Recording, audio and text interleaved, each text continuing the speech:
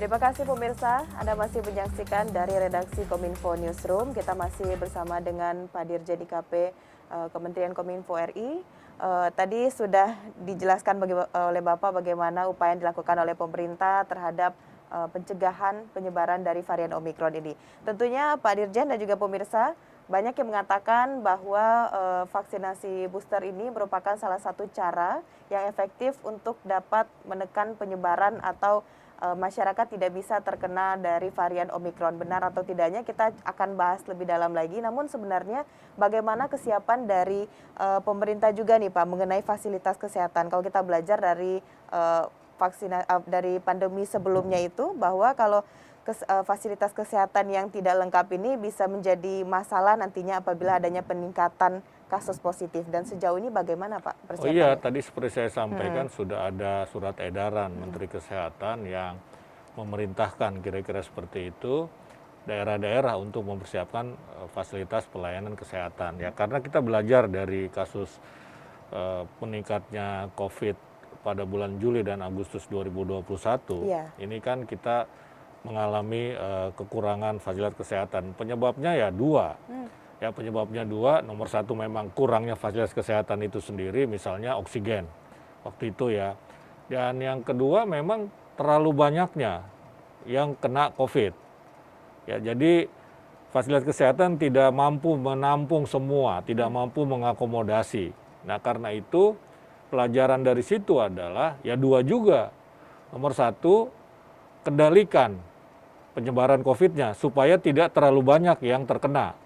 Sehingga fasilitas kesehatan bisa mengakomodasi jumlah orang yang terkena ini. Oke. Ya, yang kedua ya tentu saja disiapkan fasilitasnya, misalkan tabung oksigen, tempat tidurnya, dan lain-lain yang dibutuhkan, termasuk tenaga kesehatannya.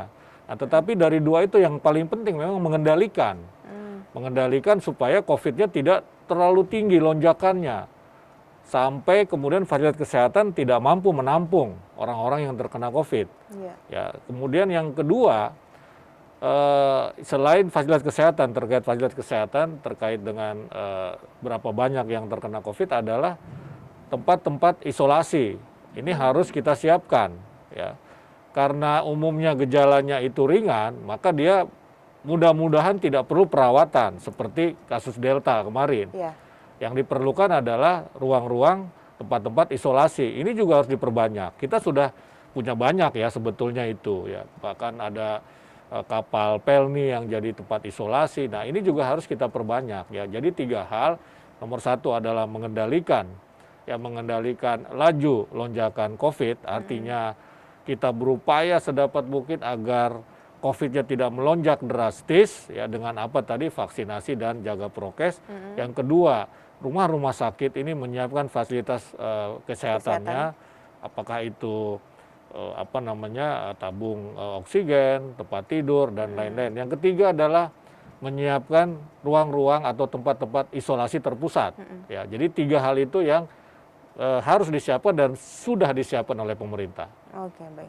Tiga kuncinya itu Iya. tadi Pak ya disampaikan Pak.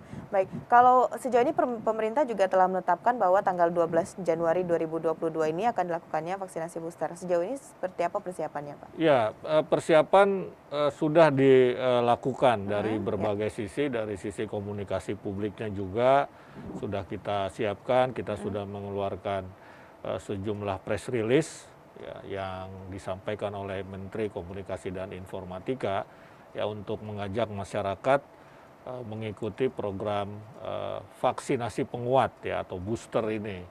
Yang kedua juga dari sisi kesiapan ya, dari sisi kesiapan misalnya vaksinnya ya itu sudah kita siapkan, mekanismenya sudah kita siapkan. Jadi tanggal 12 kita siap meluncurkan, pemerintah siap meluncurkan vaksin penguat ini ya, vaksin booster ini. Ya mudah-mudahan tidak ada aral melintang ya, ini bisa segera kita laksanakan. Oke. Baik, tadi Bapak menyebutkan bahwa dosisnya juga telah dipersiapkan dan mekanismenya. Mekanismenya nanti pendistribusiannya seperti apa nih Pak? Iya, jadi ada beberapa syarat ya atau beberapa aturan ya. Tetapi yang paling penting adalah nomor satu, daerah bisa melakukan booster vaksinasi penguat ini bila sudah mencapai 70%. Ya. Ya 70% yang divaksin, ya dosis pertama begitu kan. Ya, yang kedua, orang yang ikut booster pasti sudah dosis lengkap dia sudah mendapatkan dosis lengkap. Makanya ini kan namanya booster atau vaksinasi ketiga kan seperti itu. Jadi yang kedua harus dia jalankan dulu, begitu kan. Yang ketiga ini setelah 6 bulan minimal dia sudah vaksin dosis kedua. Nah, jadi prosedur-prosedur itu sudah kita siapkan dan sudah kita sosialisasikan ke lapangan. Nah, nanti juga akan diatur misalnya sudah diatur juga siapa yang mendapatkan gratis, siapa yang harus bayar, begitu kan. Kemudian juga jenis-jenis vaksinnya itu sudah disiapkan oleh pemerintah. Berarti sejauh ini memang sudah dipersiapkan bagaimana nanti pelaksanaan di 12 Januari 2022 Iya, sudah ini. disiapkan ya. 12 Januari itu kan kick off-nya lah kira-kira begitu.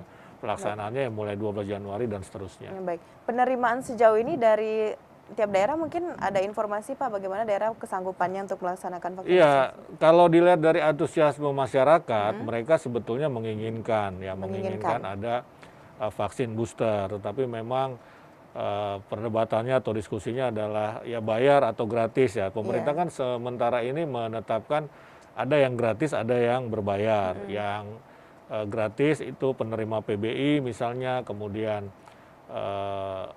senior citizen atau orang lanjut usia, dan yang ketiga yang punya comorbid, potensi comorbid begitu. Nah, ini mendapatkan gratis juga. Yang sudah dilakukan ini kan para tenaga kesehatan ya. Tahun lalu bahkan mereka sudah mendapatkan vaksinasi booster. Nah, jadi antusiasme masyarakat itu cukup tinggi begitu, cukup tinggi kalau menurut pengamatan highlight ya, sekilas begitu ya. Nah, ini sebetulnya bagus ya. Tinggal lagi bagaimana kita mengatur prosedurnya seperti yang saya sampaikan tadi itu begitu. Baik, ini memang sepertinya menarik pembahasan mengenai vaksinasi booster ini, dan masih ada lagi beberapa pertanyaan yang akan saya ajukan ke Pak Dirjen. Tapi kita akan jeda pariwara dulu. Pemirsa, setelah ini kita akan bahas lagi seperti apa pelaksanaan dari vaksinasi booster di Indonesia. Tetap di program Kominfo Newsroom.